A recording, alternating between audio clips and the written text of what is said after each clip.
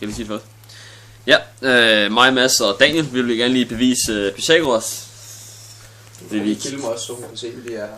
Fordi vi kedede os lige, så tænkte vi, at det kunne være meget sjovt lige at vise Pythagoras. Mester? Så starter vi. Okay.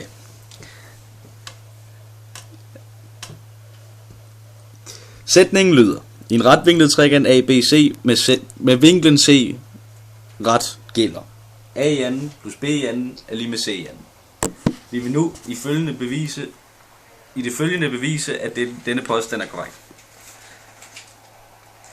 Nu vil vi så udregne arealet af et kvadrat, og vi vil gøre det på to forskellige måder. Ideen med at udregne arealer kommer af, at Pythagoras' sætning omhandler kvadrater.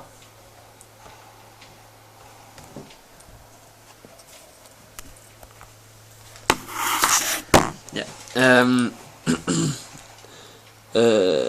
At udregne arealet direkte, da hver side af A plus B bliver arealet A plus B i parentes gange med A plus B i parentes er lige med, at det er så lige med A gange A plus B gange A plus A gange B plus B gange B.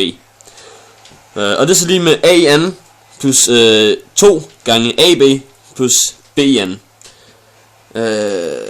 Og så vil vi udregne arealet af det store kvadrat ved at udregne arealet af de 4 trekanter, som arealet af den lille kvadrat har dannet. Ja, det her det er så anden metode. Trekantens areal bliver, da en trekants areal er en halv højde gange med grundlinjen, en halv gang A gange B. Da vi har 4 trekanter i vores kvadrat, får vi 4 gange en halv gange A gange B er lige med 2 gange AB.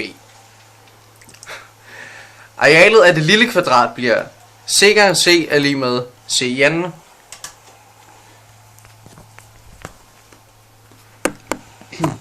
Udtrykket for arealet i metode 1 kan vi nu sætte lige udtrykket for arealet i metode 2. Det var jo det samme areal vi regnede på. A i anden plus 2AB plus B i anden er lige med C i anden plus 2AB. Så trækker vi 2AB fra på begge sider af lighedstegnet, og så får vi A i anden plus B i anden er lige med C i anden. Pythagoras sætning.